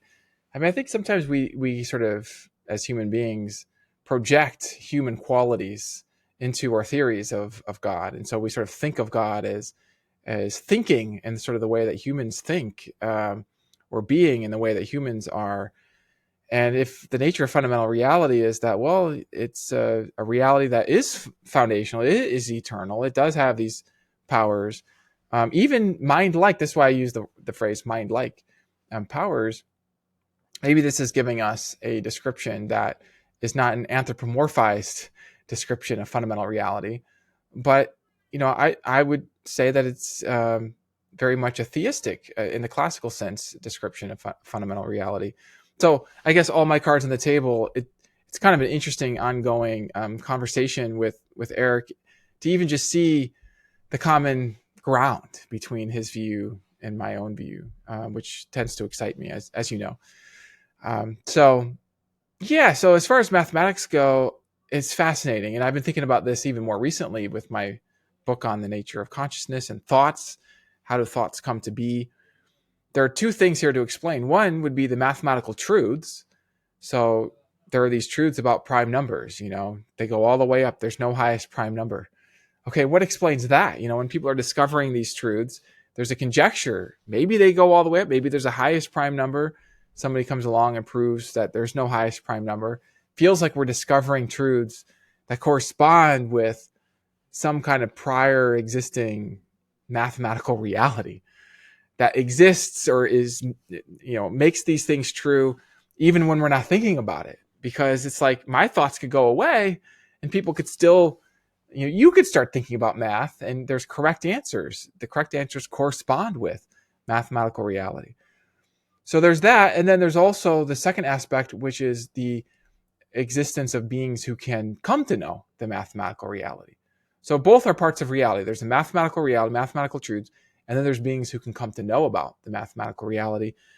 And neither is very trivial to understand. If you just have little marbles running around and hitting each other in space, those marbles on their own don't explain the mathematical truths about the prime numbers, for example. It's not because those marbles are hitting each other in a certain way that it's true that there's no highest prime number. That's not an explanation of the numbers. Also, we don't really see how smashing marbles together is going to explain how people come to know that there's a mathematical realm. So I end up making the argument there that if the foundational reality is a foundation of all the dimensions of reality, and if mathematics is a dimension of reality, just like the moral landscape is a dimension of reality, it's got to somehow have the resources to be a foundation of the mathematical realm. And I argue if it has that mind-like nature or structure, then that's going to give it an ability to create the kind of beings who can know about mathematical realities, as well as it can even anchor the mathematical reality itself. In this book, I talk about the idea of a mind being an anchor for the principles of reasoning that are encoded in logic and utilized in the mathematical landscape. That's still something that I continue to think about, just to be forthright about that. I mean, it's a very kind of deep topic about kind of how you explain the mathematical realm. But my latest thoughts on this is that mind plays more of a role in this than I kind of previously thought. Mind helps to explain these things. Yeah, you mentioned there around this idea that there are things, i.e., humans or computers, really, that can begin to see and recognize these mathematical principles. You kind of talk about mind as well, and the fact that we are able to reflect on our states. We have introspection. The fact that we've been brought into existence through whatever means has brought us here, and then we can reflect upon the very existence that we've been given. It just seems to be, I don't know, that the day that doesn't blow my mind, something's gone wrong. Like, I feel like people get too easy or too quick to just say, well, that's just the way it is, and that's, of course, that's what's happened. But actually, the fact that something, whatever that something is, brought individuals into existence that can then reflect upon existence itself, I find that to be, absolutely mind-blowing. Again, I'm sure we could have a whole conversation on that, but we should push forwards to the perfect foundation. So this is kind of coming towards the end of the book. The very last things I want to chat with you about are going to be really something I mentioned right at the start around things like the logical and evidential problems of evil, because that'd be interesting just to kind of wrap that and close it off.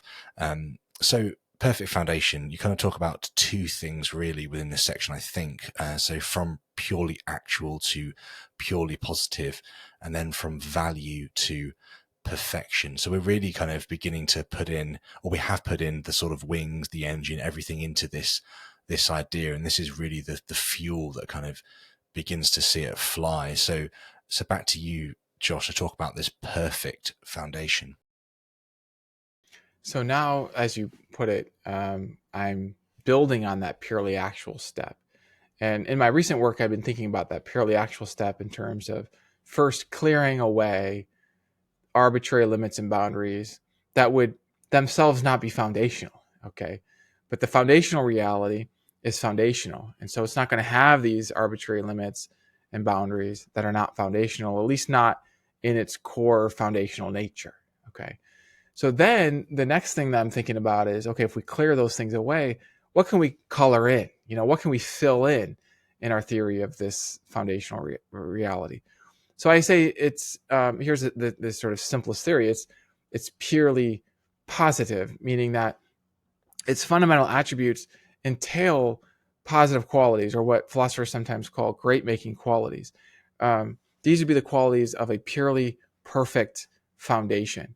These would be the qualities of being able to think perfectly, being able to be foundational to the perfect lines of reason within mathematics, being able to be a foundation for the moral landscape, being able to have the powers and the maximal powers of all the positive states of conscious awareness, including the powers to intend reality to unfold to produce experiences like what we're having now, where we're thinking and wondering and growing and having the experience of being able to, let's say, be co-authors in a grand adventure or great story. And so all of these things are possible if the foundational reality has this purely perfect nature. And part of my argument here is that it's building on all the previous steps, but also kind of have an independent line as well, which is that if it's anything less than perfect, if for example, it maybe has a certain amount of knowledge, but it in a certain amount of power, but it couldn't produce this thing right here. This is the one thing it can't do, but it could do a lot of other things. Or maybe it like knows about leaves, but it doesn't know about Legos, right? Then that limit or lack of perfection opens up a kind of arbitrariness in the core of what it is, which then to me calls for further explanation. Why does it have that gap, that limit, that boundary?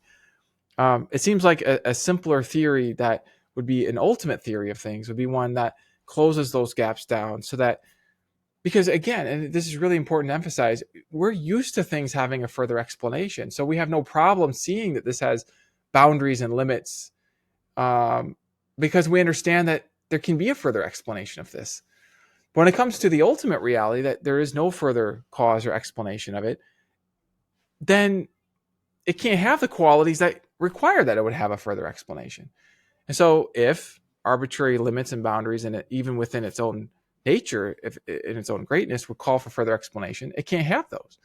So this would be a reason to think that it can't actually be partially perfect and have certain imperfections built in.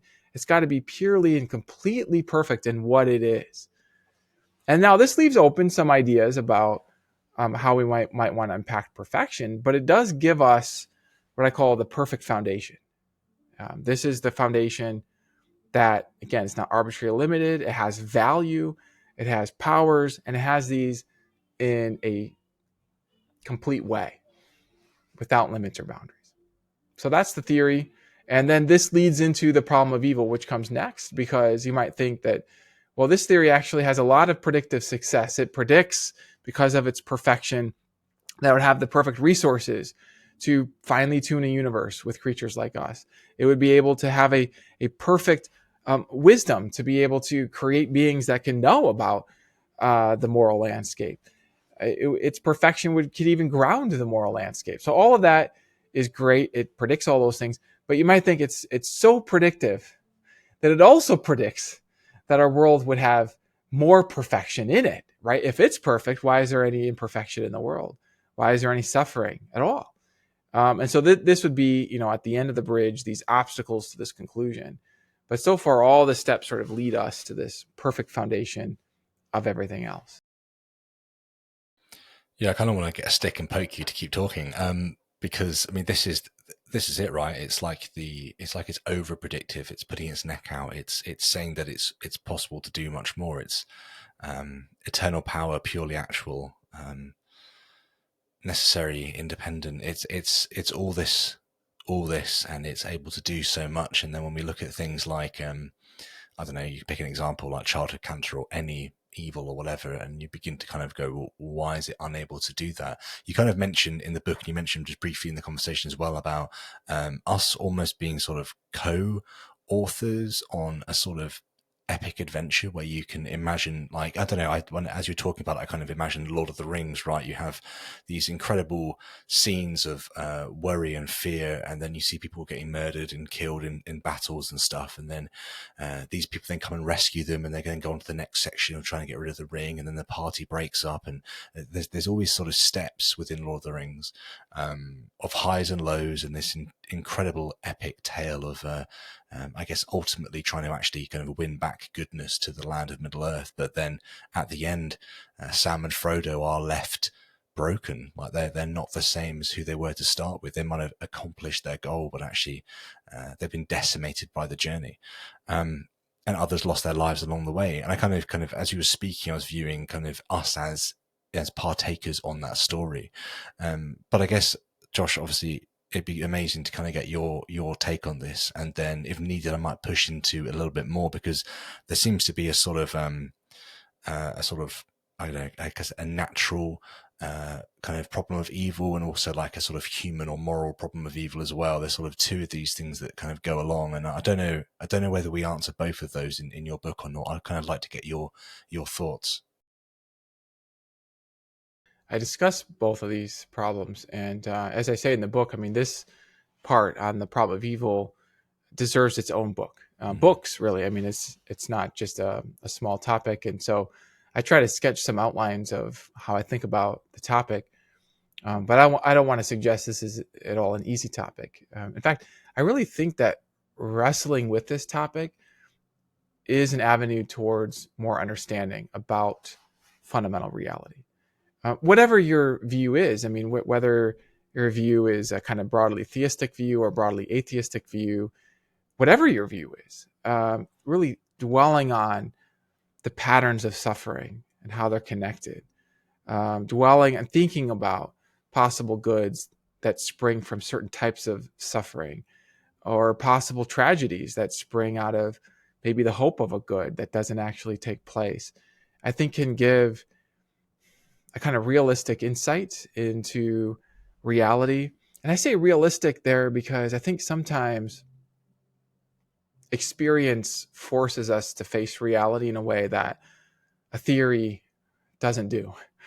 There's something about the raw, it's like, in theory, after this event should happen, right? But until you have the experience, and it's like, okay, maybe somebody else had a great story, but I'm not having that great story. That doesn't seem fair.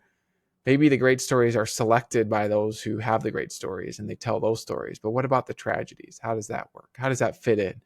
And just grappling with that. And this gets personal because Well, I mean, it's personal for everybody. We're all on a journey in the world. We all have experiences with this. So in the book, I try to sort cases. I talk about kind of a mere sort of logical challenge between God or as a perfect foundation and imperfect states. Could there be any possible reason for imperfections to emerge for some greater goods? And then I move into more of the kind of probabilistic part of this question. How likely, how probable is it that there would be the kinds of suffering that we experience? And what I offer as a kind of organizational tool is what I call a story theodicy. You mentioned an epic story where there are characters. And since writing the book, somebody was telling me that apparently there's this like computer program that's processed a lot of different stories to just figure out what are the patterns of stories. And it found like 6 common patterns. And these patterns had to do with a kind of rise of a character that rises up would be one example of a pattern, and then a fall, and then a rise again. Some would end in a tragedy, so it'd be a rise of a character, and then a fall, just end in a tragedy. But one of the top ones was one where you have a character that falls and then rises, and you think it's about to end, and then they fall. You think it's a tragedy. You hold it, and then they have an even greater rise later. But you hold the suspense into another scene where you can't really anticipate what's going to happen there. So you feel the realism of not knowing. It's like it's part of the story that you don't know. What do you do when you don't know? What's that like? What does love look like in this circumstance where it may literally have no effect? I think about this sometimes in my relationship with my wife, to be honest. What does love look like here where there's no knowledge that I'm going to get anything in return for this kind of love, and you really don't know, and you have to not know to experience that. And maybe what comes back is different than what you could calculate, and that's all part of it. So I talk about the idea that reality marches forward according to story, and that's part of story for there to be conflict and drama. In the book, when I was writing the book, I was kind of thinking about the value of the stories. Since writing the book, I've had life experiences that have helped me to kind of appreciate that it's not that we are here suffering for the sake of a great story. It's not that. It's that the stories display the characters. It's like the story exists for the sake of displaying the greatness of us and giving us opportunities to grow in our greatness. And to grow not just in ourselves, but in our cooperation with each other to create greater and greater states of reality. And so that's part of it. Of course, this isn't the whole thing, but it's a way of kind of framing the context of our lives. And I think about this sometimes in terms of like a TV. If you turn on a TV and you put it to a station that's random, it just has like the snow on the screen, just completely random. Well, the reason why it's random is because there's not any kind of intelligence that's programmed or making those pixels turn into anything meaningful. So you wouldn't expect the following to happen from a mindless, noisy snow screen. You wouldn't expect characters to randomly appear, to begin wondering how they got there consciously, and then to be embarking in these epic adventures. That you wouldn't expect that. But it seems like if instead you have mind, even like a good mind, behind the scenes, designing something, a stage, if you will, then it's not so surprising that you would have some experiences of conflict that can allow great things to emerge from there. And this is kind of a story that I would hear from people who would talk about their own journeys, how they would learn and grow from experiences. And in the cases where people feel like their soul isn't being built up or made, people talk about soul making, but they talk about soul breaking. How do you think about soul breaking? Paul Draper, a friend of mine, he's written on the problem of evil. He's one of the top philosophers in my view on this category, and very, very, like, he's got a heart of gold and a mind of, what do I want to say? He's very, very sharp the way he thinks about these things. And And he brought, and just in conversation, the worry about soul breaking. And I think what I have to say is that if fundamental reality is purely good and perfect, per the arguments in the Bridge of Reason, then this gives me reason to believe that there's no soul breaking that is the final scene. That's the sort of ultimate tragedy, but that instead it's the story arc of rise, fall, even more, hold it, rise again. Maybe there's another fall later, but there's more scenes. So I do believe in, and I talk about this in my more recent book, that we are fundamentally beings that aren't tethered to our material forms. And so when our body scatters, we move to another scene, and it's not over. It's just not over. And I think without that, it would look like some things do just end tragically.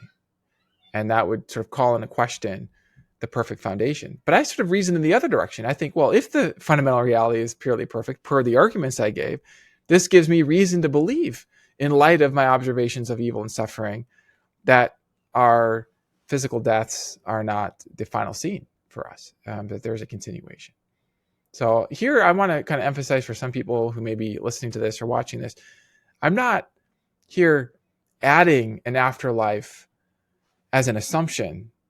I'm rather inferring that if these arguments for a perfect foundation are sound arguments, then in light of observations of evil and suffering, I have independent reason by inference from my sort of ethical intuitions, together with, again, the conclusion that reality is fundamentally perfect, that there would be an afterlife.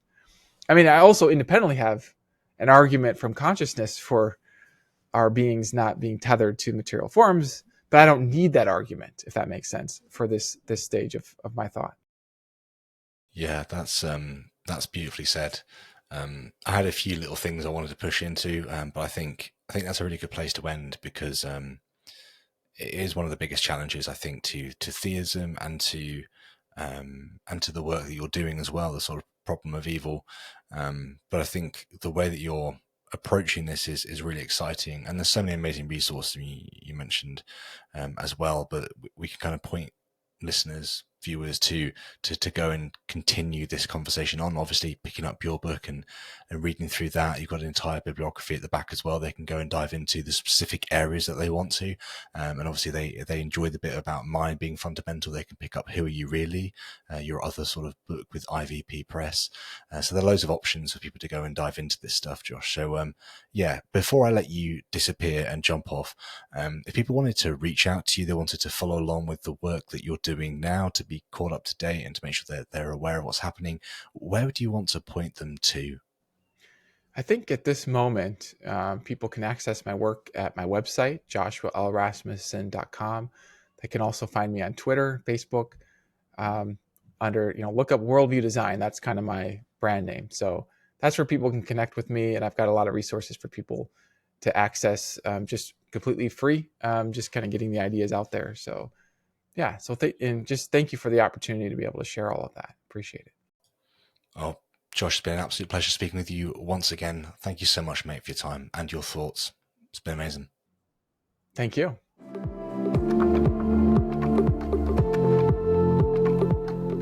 Thanks for checking out this episode. Please like, subscribe, and hit the notification bell. And make sure you check us out over on Locals. Cheers.